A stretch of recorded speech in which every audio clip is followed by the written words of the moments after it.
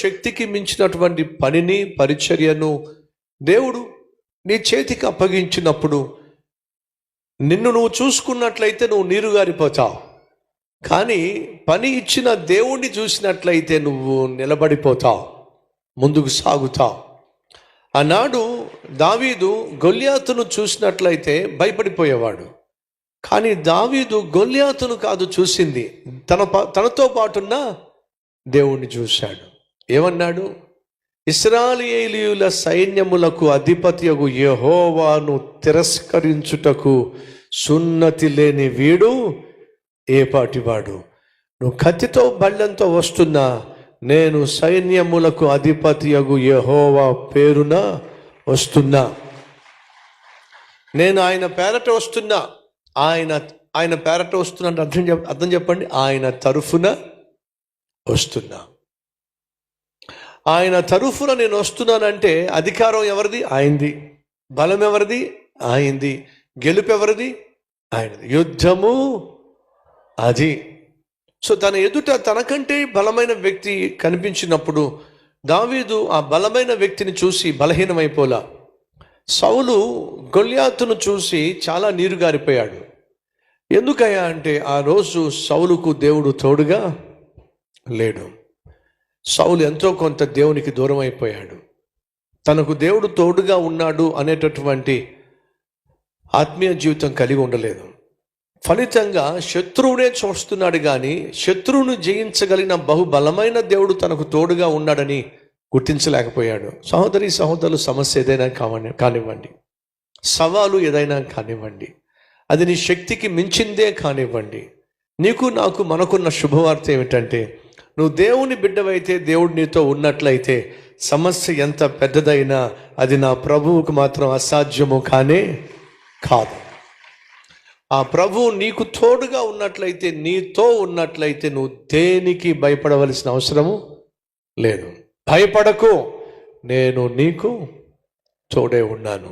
ఈ మాట ఎన్నిసార్లు బైబిల్లో చూస్తామో. భయపడొద్దు, నేను నీకు తోడై ఉన్నాను. సో దేవుడు నెహెమ్యాకి ఇచ్చిన పని చాలా చాలా కష్టతరమైన పని. ప్రాముఖ్యంగా కొత్తగా ఏదైనా నిర్మించాలి అని అంటే నిర్మించడం సులభం, కానీ రిపేర్ చేయాలంటే చాలా కష్టం. అర్థమవుతుందా? రిపేర్ చేయాలంటే చాలా కష్టం. ఒకరోజు ఒక తల్లి వాళ్ళ అబ్బాయిని సంగీత విద్వాంసం దగ్గర తీసుకొచ్చింది.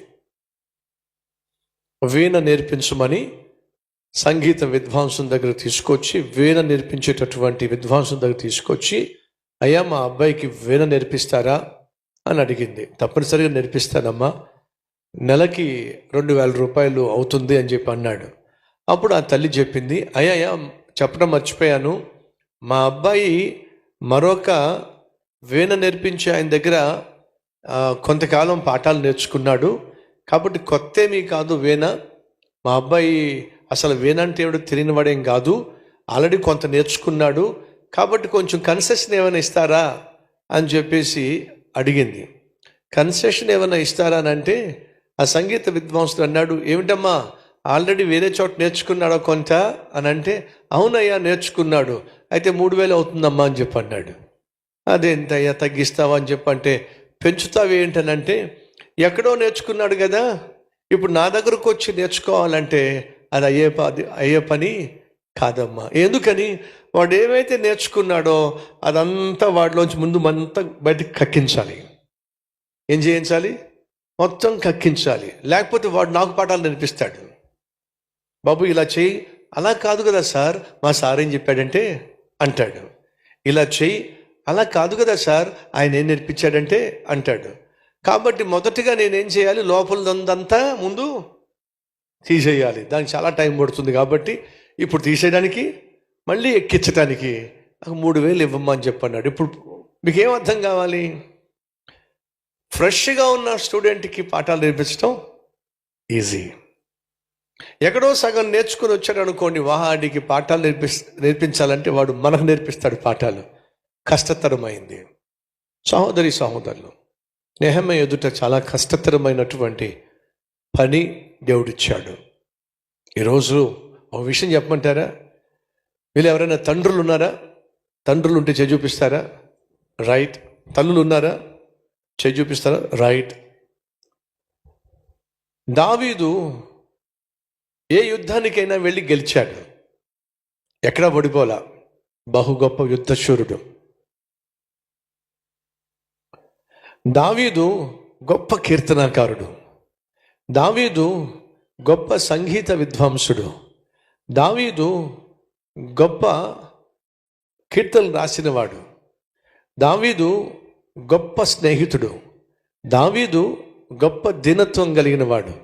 దావీదు గొప్ప ప్రార్థనాపరుడు. దావీదు గొప్పగా క్షమించగలిగిన వాడు. మీరు ఏది చూసినా సరే దావీదు చాలా గొప్పోడు. కానీ దావీదు చాలా గొప్ప తండ్రి అని మీరు చెప్పలేరు. తెలుసా మీకు? దావీదు గొప్ప భర్త అని చెప్పలేరు. ఇప్పుడు మీకు అర్థం కావాల్సింది ఏమిటంటే, గొల్లియాతును చంపటం కంటే ఒక మంచి భర్తగా ఉండడమే కష్టం. మీకు అర్థమైందా అమ్మ? మీకు అర్థమైందమ్మా? మీ ఆయన గొల్లియాతును చంపడం కంటే ఒక మంచి భర్తగా ఉండడమే కష్టమా కాదా? అది చెప్పేస్తున్నారు వాళ్ళు. కష్టం. మీకు అర్థం కావాల్సిందని తెలుసా? ఒక రాజ్యాన్ని పరిపాలించే రాణిగా ఉండడం కంటే నీ ఇంటిలో గుణవతివైన స్త్రీగా ఉండడమే చాలా కష్టం. అర్థం చేసుకోండి. దావీదు అన్ని విషయాల్లో గొప్పవాడే కానీ ఒక గొప్ప తండ్రిగా మాత్రం ఉండలేకపోయాడు. కారణం తెలుసా? అది అంత సులభము కాదు. ఒక గొప్ప తండ్రిగా, ఒక గొప్ప తల్లిగా, ఒక మంచి భర్తగా, ఒక మంచి భార్యగా నువ్వు నీ బాధ్యతలు నిర్వర్తించటము అనేది అంత సులభమైన పని కానే కాదు. కాబట్టి ప్రభువు పేట మనవి చేస్తున్నాను, ఇంట గెలవాలి, ఆ తర్వాతే రచ్చ గెలవాలి. నువ్వు ఇంటిలో మంచి సాక్ష్యం కలిగి ఉండాలి. ఒక మంచి భర్తగా నువ్వు ఉండకుండా, ఒక మంచి భార్యగా నువ్వు ఉండకుండా, ఒక మంచి తండ్రిగా, ఒక మంచి తల్లిగా నువ్వు ఉండకుండా బయటికి వెళ్ళిపోయి ఉద్ధరించేస్తాను, గొప్ప సాక్ష్యం ఇచ్చేస్తాను అని అంటే అది అతకదు. దయచేసి మీరు గమనించండి. దావీదు తన జీవితంలో ఇంటి బయట అన్ని విజయాలే. చూడండి కావాలంటే, దావీదు జీవితంలో ఇంటి బయట అన్ని విజయాలే. ఏ దేశం మీదకి వెళ్ళినా విజయం సాధించాడు. ఇంటి లోపలికి వస్తే అన్నీ పరాజయాలి. తన భార్య అయినటువంటి మీకాలు తనను హేళన చేయటం, గేలి చేయటం, వాళ్ళిద్దరి మధ్య మాటలు లేకపోవడం, వాళ్ళిద్దరి వల్ల పిల్లలు పుట్టకపోవడం గందరగోళం అండి. దావీదు యొక్క జీవితంలో కొడుకులే తనకు వ్యతిరేకంగా తయారవడం, కొడుకులు కొట్టుకు చావడం, కొడుకులు ఒకళ్ళనొకళ్ళు చంపేసుకోవడం, ఇదంతా ఎందుకు జరిగింది? ఇంటి బయట దావీదు వస్తాద్, అందులో సందేహం లేదు. కానీ ఇంటి లోపల మాత్రం వాస్తవంగా దావీదు ఓడిపోయాడు. అంటే అర్థం ఏమిటయ్యా అంటే, ఈ లోకంలో ఉన్నటువంటి అన్ని ఘనమైన కార్యాల కంటే అతి ఘనమైన కార్యము నువ్వు ఒక మంచి భర్తగా ఉండటం, నువ్వు ఒక మంచి భార్యగా ఉండటం, నువ్వు ఒక మంచి తండ్రిగా, తల్లిగా ఉండటం. దావీదు వల్ల కూడా కష్టమైంది అని చెప్పేసి ఇప్పుడు ఇంటికి వెళ్ళిపోయి ఇది మొదలు పెట్టమాకండి. ఏమని? మీ ఆవిడ ఒకవేళ మిమ్మల్ని చూసి ఇది అందనుకోండి, పిచ్చిదానా, దావీదు వల్లే కాలేదే, ఇక నా వల్లే ఏమవుతుంది అని సర్దుకోమాకండి. దావీదు వల్ల కానంత మాత్రాన నీ వల్ల కాకూడదనేం లేదే. దావీదు ఎందుకు ఆ ప్రస్తావన తీసుకొస్తున్నానయ్యా అంటే,